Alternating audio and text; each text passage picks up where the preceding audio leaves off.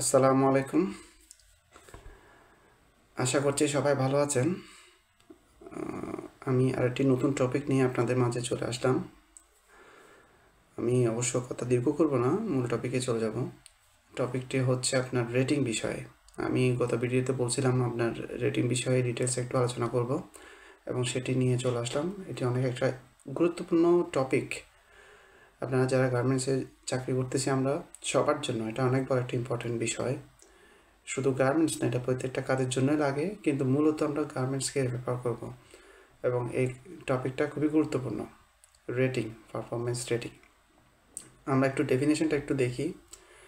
Rating is the percentage given for the observe workers by the observe as per the speed and movement of hands. আমরা এখানে তিনটা বিষয় আছে। একটা হচ্ছে অবজার্ভ অফ ওয়ার্কার্স, ওয়ার্কারের কাজের বিষয়টা আমরা অবজার্ভ করব। দেন আরেকটা বিষয় দেখব, এটা হচ্ছে স্পিড অ্যান্ড মুভমেন্টস, ওর হাতের গতি এবং বডির গতি কেমন, এবং হচ্ছে ওর মুভমেন্টটা কেমন। এগুলার ভাগটা আমি ডিটেলস করে নিচে বলছি। আগে আমরা ডেফিনেশনটা একটু বুঝি। রেটিংটা হচ্ছে আমরা মূলত বুঝবো একটা ওয়ার্কারকে অবজারভেশন করব এবং অবজারভেশন করার পরে ওর স্পিড এবং মুভমেন্টটা দেখব। মূলত এই অবজারভেশনগুলোই করবো, ওর স্পিড এবং মুভমেন্ট, ওর হাতের গতি কেমন এবং মুভমেন্টটা কেমন, এগুলো অবজারভেশন করব। করার পরে আমরা একটা পার্সেন্টেজ দিব ওকে। এটা মূলত হচ্ছে রেটিং। এবং ডিটেলস একটু দেখি। রেটিংকে আমরা তিনটা স্কেলে ভাগ করব, মূলত চারটা স্কেল। দুঃখিত দুঃখিত মূলত আমরা চারটা রেটিংয়ে ভাগ করব। একটা হচ্ছে 0 থেকে 59% একটা স্কেল, এবং 60 থেকে 80 পর্যন্ত একটা স্কেল, 75 থেকে 100 পর্যন্ত একটা স্কেল, এবং 100 থেকে 135 পর্যন্ত একটা স্কেল। আমরা মূলত ফলো করব গার্মেন্ট ইন্ডাস্ট্রির জন্য 0 থেকে 100% যেটা আছে এটা ব্রিটিশ ILO স্যাটিসফাইড, যারা ইন্টারন্যাশনাল লেবার অর্গানাইজেশন যেটা আছে ওনাদের দ্বারা এটা সার্টিফাইড। এটা হচ্ছে সার্টিফিকেশন করা আছে। এই স্কেলটা ওয়ার্ল্ড স্ট্যান্ডার্ড। আচ্ছা, এই স্কেলটা একটু ডিটেলস জানি। এই স্কেলটা হচ্ছে 0, যেটা 59%, 0 থেকে 59%, অথবা 0 অ্যাক্টিভিটিস যেটা, এটা হচ্ছে 0, নো অ্যাক্টিভিটিস, এটা তো আমরা বুঝি। 1 থেকে 50%, যেটাতে বলবো আমরা 1 থেকে 50%, এটা হচ্ছে ভেরি স্লো। মনে করেন 1 থেকে 50-এর মধ্যে আমরা কোনটা রাখবো। আর একটা বিষয় একটু বলে রাখি, এটা হচ্ছে রেটিংটা কিভাবে দিবেন। এই যে আপনার তিনটা স্কেল আছে এখানে, স্ট্যান্ডার্ড তিনটা স্কেল, এই স্কেলটা আপনি কিভাবে দিবেন, এটা আপনার সম্পূর্ণ কাজের অভিজ্ঞতার উপরে নির্ভর করে দিবেন। ধরেন আপনি 1 বছর 2 বছরের অভিজ্ঞতা দিয়ে তো সহজে পারবেন না। অভিজ্ঞতা হচ্ছে আপনি কতটুকু কাজ দেখেছেন ওয়ার্কারের, কতটুকু ফ্যাক্টরিতে, আবার কতটুকু ওয়ার্কারের আপনি ক্যাপাসিটি চেক করছেন, কতটুকু পরিমাণ আপনি টাইম ব্যয় করছেন সাইকেল টাইমের পেছনে, এটার উপর মূলত নির্ভর করবে। এটা আপনি 1 বছরের অভিজ্ঞতা হোক, এটা আপনার 10 বছরের অভিজ্ঞতা হোক, মূলত ওই সাইকেল টাইমটাই আপনার উপরে নির্ভর করবে। আপনি কতটুকু সাইকেল টাইম আপনার লাইফে নিয়েছেন প্রত্যেকটা অপারেটরের, প্রত্যেকটা কাজের, ওটার উপরে আপনি রেটিংটা নির্ভর করবে। আপনি যখন মনে করবেন আপনার এটা এক্সপিরিয়েন্স হয়েছে রেটিং দেওয়ার, তাহলে আপনি এটা দেখে বুঝে নিতে পারবেন আপনার আসলে কি হয়েছে কিনা। তো আমরা আসি 1 থেকে 50%। 1 থেকে 50% হচ্ছে ভেরি স্লো। আপনার ফ্যাক্টরিতে যে কাজগুলো করতেছে এখানে যদি মনে করেন 1 থেকে 50%-এর মধ্যে, তাহলে এটা কাজটা খুবই স্লো করতেছে। operator appears to be half asleep, be movement weak and no interest in the job. তার কোনো ইন্টারেস্টই নেই কাজ করার। তার হচ্ছে হাফ স্লিপ, মানে অর্ধেক কাজে ঘুমায় আর অর্ধেক কাজ করে, এরকম অবস্থা। এখানে আপনার ওর কোনো কাজের পারফরমেন্স পাবেন না। এটা 50% মানে হচ্ছে ভেরি স্লো, মানে ও কোম্পানিতে 50% শ্রম দিচ্ছে আর অর্ধেক হচ্ছে ঘুমাচ্ছে, এই অবস্থা, মানে অর্ধেক কাজ করতেছে এক কথায়। তাহলে ওর রেটিংটা আপনি ওভাবেই দিবেন। যখন আপনি কাজ করতেছেন, ক্যাপাসিটি চেক করতেছেন, ক্যাপাসিটি নিলেন, সাইকেল টাইম যেটা পাইছেন, ওটা যদি মনে করেন আপনি ও কোম্পানির 50% কাজ করতেছে, তাহলে আপনি ওকে 50%ই দিবেন। আর যদি মনে করেন আপনি ও 40% কাজ করতেছে, 40% দিবেন। এটা আপনার এক্সপিরিয়েন্স এর উপর নির্ভর করবে। ও আসলে ওই কাজটা, ওই অপারেটরটা কী পরিমাণ কাজ করতেছে সেটার উপর নির্ভর করে। আর ওই কাজটা তো আপনাকে ওখানে দেখেই সাইকেল টাইম নেওয়ার সময় ওই যে এর আগে বললাম ওর স্পিড এবং মুভমেন্ট এবং ওর কাজ কী কী করতেছে সেটার উপর নির্ভর করে এই সাইকেল টাইমটা দিবেন। এটা হচ্ছে 1 নাম্বার ভাগ গেল 1 থেকে 50%। এবার দ্বিতীয় ধাপটা আসলো 51 থেকে 75%। 51 থেকে 75%টা হচ্ছে ট্রাইং টু গেট, ডেফিনেশনটা একটু দেখি। Trying to get output but they are handling problem, less attentiveness, they can't make sure the quality and output also. এখানে হচ্ছে আপনার ওর হ্যান্ডেলিংয়ের প্রবলেম আছে, কিন্তু ও ট্রাই করতেছে আউটপুট করার জন্য, ভালো একটা রেজাল্ট দেওয়ার জন্য ট্রাই করতেছে, কিন্তু খুব কম মনোযোগ আছে। লেস, বেশিও না কমও না, ওর স্ট্যান্ডার্ড লেভেলে অ্যাটেন্টিভ আছে কাজের প্রতি, এবং ক্যান্ট মেক শিওর, ও শিওর করতে পারতেছে না ওর কোয়ালিটিটা আদৌ কি ভালো হচ্ছে নাকি খারাপ হচ্ছে, ওর আউটপুটটা কি আদৌ ভালো হচ্ছে নাকি খারাপ হচ্ছে, ও এটা মেনটেন করতে পারতেছে না।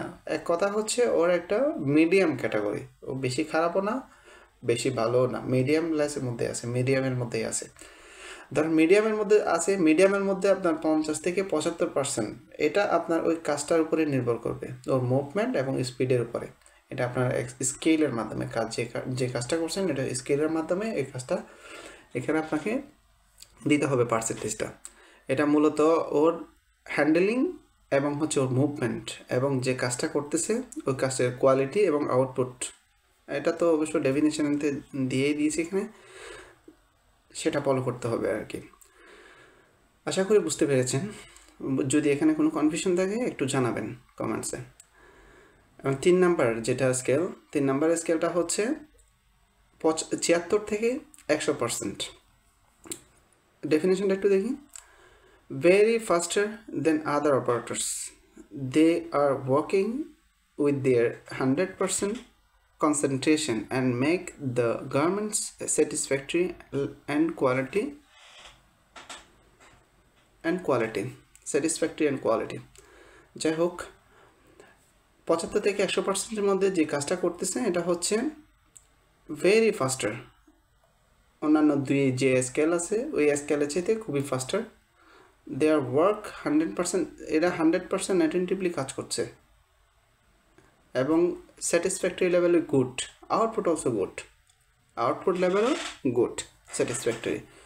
মানে এখানে এই ধরনের কোয়ালিফিকেশন যদি কোনো অপারেটরকে পান তাহলে আপনি 76 থেকে 100%-এর মধ্যে রেটিং করতে পারেন।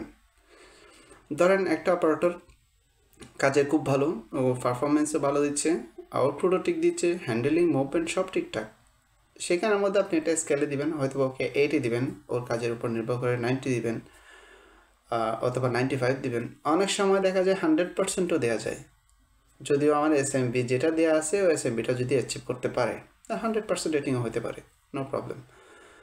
দেন পরবর্তীতে এসএমবিটা কারেকশন করা লাগে আর কি। এই প্রসেসটা 100% অ্যাচিভ করছে, হয়তো বা এসএমবিটা একটু কমাই দিতে হবে। এটা আপনার এসএমবি যারা মেক করে ওদের সাথে কন্ট্যাক্ট করতে পারেন, এটা আপনার এখানে একটা কাইজেনের বিষয় ইনভলভ থাকতে পারে। আচ্ছা যাই হোক, আশা করি 3টা স্কেল ভাগটা বুঝতে পেরেছেন।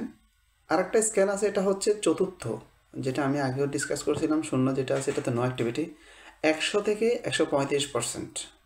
অনেক সময় দেখা যায় অনেকগুলো অপারেটর 100 থেকে 135 এবং আপারও যায়।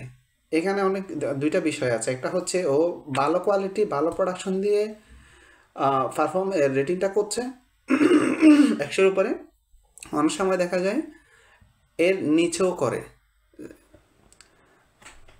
দুইটা অপশন, একটা হচ্ছে একটু আমি আবার ক্লিয়ার করি, 100 থেকে 135-এর মধ্যে দুইটা কোয়ালিটি আছে, একটা হচ্ছে গুড কোয়ালিটি আর একটা হচ্ছে ব্যাড কোয়ালিটি। মূলত হচ্ছে আমার 100% ভিতরে হচ্ছে সব কিছু গুড।